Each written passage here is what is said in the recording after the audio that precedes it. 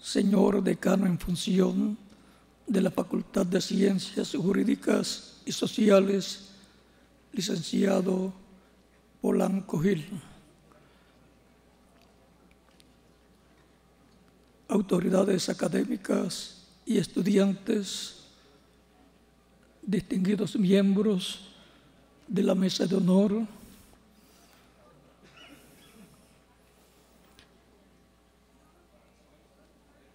sobreviviente del Holocausto, señora Regina Engelberg, señoras y señores, en esta oportunidad quiero compartir con ustedes el tema la dignidad humana en un Estado social y democrático de derecho. De conformidad con la visión del filósofo alemán Immanuel Kant, la dignidad es un valor intrínseco e insustituible del ser humano. Según el principio de dignidad humana, el ser humano es un fin en sí mismo y un medio para alcanzar ciertos fines. El ser humano, por ser digno, no puede ser instrumentalizado, deshumanizado, animalizado o cosificado. La dignidad humana es un principio fundamental del Estado social y democrático de derecho. Según Michelini, los seres moralmente imputables son fines en sí mismos, esto es, son seres autónomos y merecen un respeto incondicionado. La dignidad humana la configuran dos principios característicos de toda persona: la autonomía moral y la indemnidad personal. Según el primer principio de la dignidad humana, los seres humanos, como seres racionales, gozan de libre albedrío y ejecutan sus acciones voluntariamente de acuerdo a sus convicciones, reflexiones y elecciones en cuanto a lo que es moral o no. Es decir, el ser humano es libre de escoger qué creer y sobre qué dudar, libre de seleccionar las convicciones, principios y valores que orientarán su vida.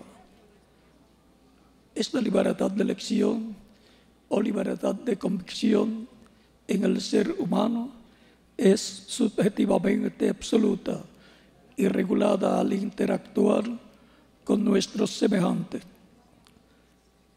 de tal forma que la autonomía ética no habilita al hombre para atentar contra los derechos ajenos ni para desconocer o violar las leyes de su país. Es libertad lo que tiene el ser humano, no libertinaje ni el derecho a violentar a otros. La libertad de protesta, por ejemplo, es garantizada y regulada en un Estado de derecho. La regulación de la libertad no implica limitación de un derecho fundamental, sino la neutralización del libertinaje de aquellos que atentan contra la libertad del grupo. De ahí que Michelini afirma que quien niega o desconoce la dignidad de otro atenta contra su propia humanidad, desconoce su propia dignidad como ser humano. Por virtud del principio de autonomía moral, el ser humano goza de libre desarrollo de su personalidad, es intocable en sus convicciones y creencias, por ello goza de libertad de culto, libertad de expresión, libertad de conciencia, libertad de protesta, sin transformarla en libertinaje, entre otras manifestaciones de la dignidad humana. El segundo subprincipio de la dignidad humana, es decir, la indemnidad personal, consiste en que todo ser humano, por el solo hecho de existir y ser reconocido como una identidad como ciudadano miembro de la familia humana, merece respeto absoluto e incondicional. La indemnidad personal tiene que ver con el concepto de indemne, entendiéndose por tal lo que está exento de daño. Por virtud del subprincipio de indemnidad personal, el ser humano no puede ser humillado, mancillado ni degradado como tal. El ser humano, como persona digna, es merecedora de un respeto absoluto, no pudiendo ser sometido a trato cruel, inhumano o degradante. La dignidad humana en la antigua Roma. La dignidad humana ha sido objeto de diferentes definiciones a través de la historia.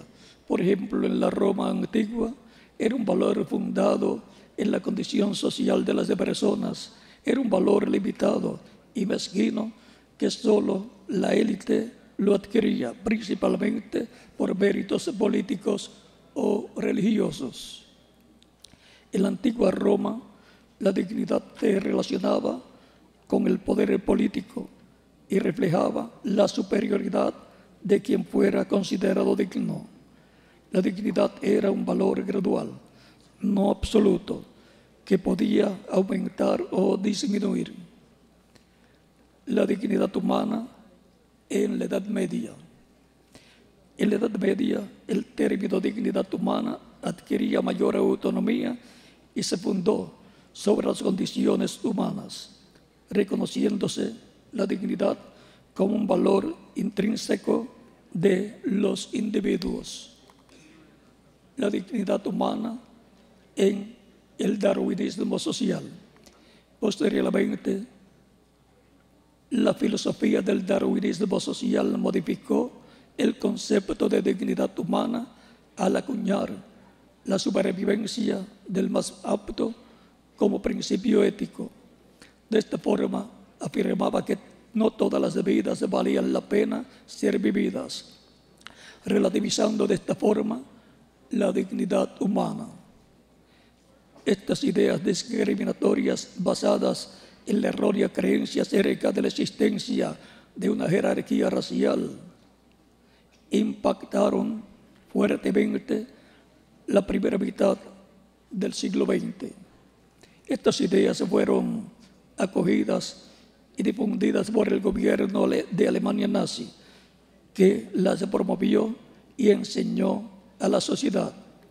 De esta forma, utilizando la educación, el gobierno nazi adoctrinó a los profesores en particular y a la sociedad en general y la preparó para aceptar las políticas discriminatorias que por la vía legal se implementarían. Estas políticas excluyentes y discriminatorias contra una colectividad minoritaria produjeron la segregación y el odio que a la postre ocasionó la destrucción de millones de personas por profesar otra religión o por poseer una cultura e identidad diferente de quienes detentaban el poder para seleccionar sus víctimas. Ese genocidio, conocido como el Holocausto y perpetrado durante la Segunda Guerra Mundial, así como el genocidio armenio y otros cometidos en pleno siglo XX, son los más crudos ejemplos en la historia de la violación de la dignidad y de la vida de millones de seres humanos. Y se predica la violación de la dignidad porque la dignidad es un valor inherente e inalienable de toda persona y constituye el fundamento de todos los derechos.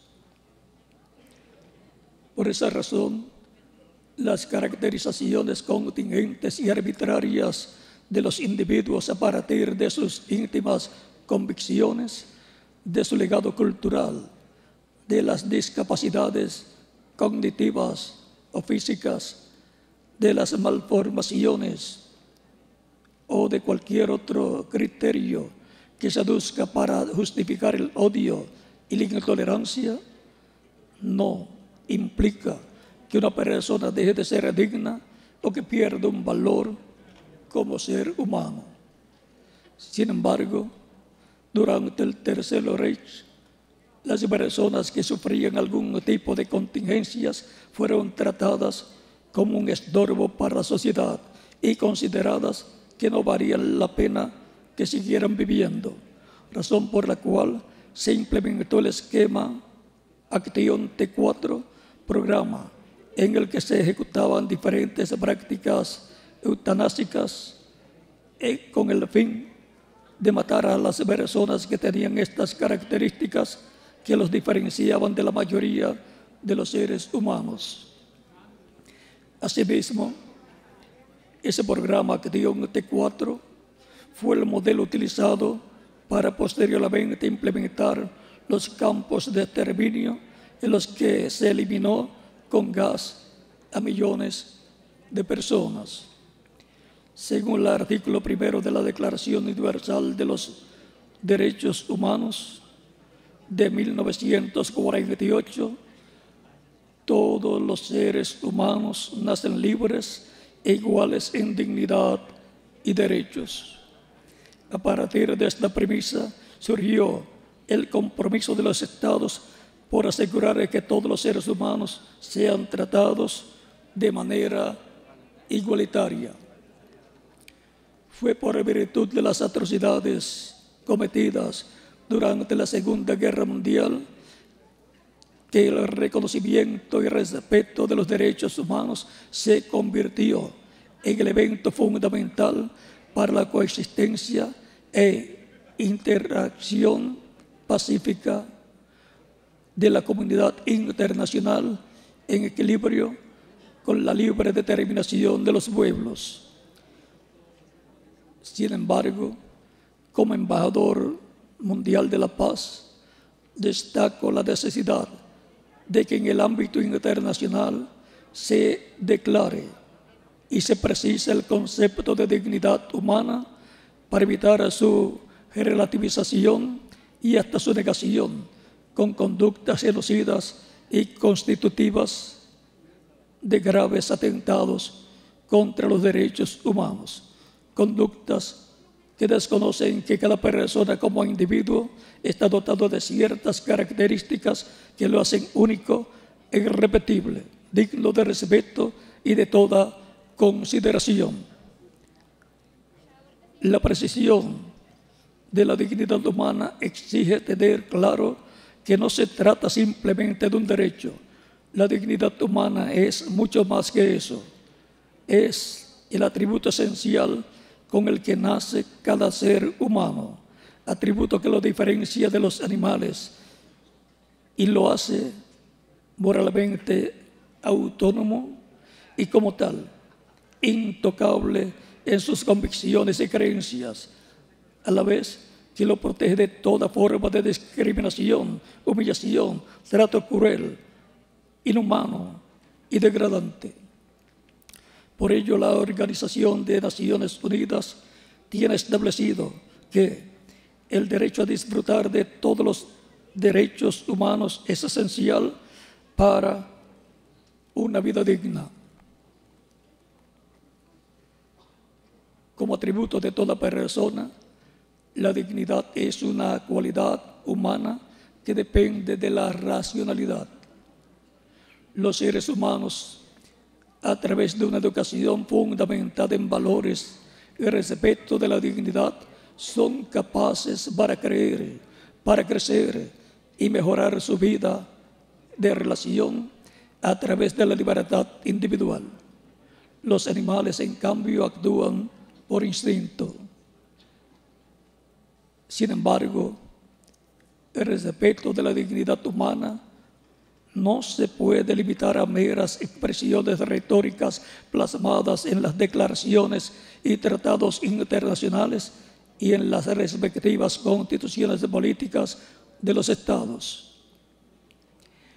El respeto de la dignidad humana como plataforma para el reconocimiento de los derechos humanos implica el establecimiento de una serie de condiciones materiales que permitan el desarrollo de todo ser humano en condiciones de existencia que garanticen su crecimiento constante.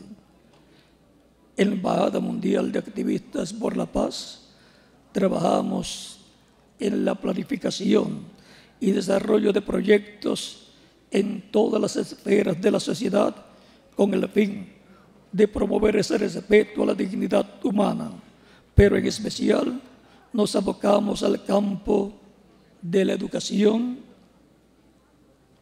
como es el caso del foro que hoy nos convoca, educando para no olvidar el holocausto, paradigma del genocidio, porque creemos que todas las acciones son necesarias, pero la educación es la mejor herramienta para sembrar en el corazón de los niños y jóvenes valores y principios éticos y morales que les permitan tener una convivencia pacífica con sus semejantes en el marco del respeto por la vida y la dignidad humana.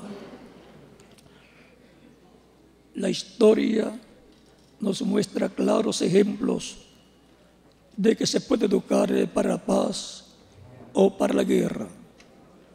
Hitler utilizó todo el sistema educativo y lo adoptó para adoctrinar a los niños y jóvenes con el fin de buscar apoyo para sus políticas criminales y discriminatorias.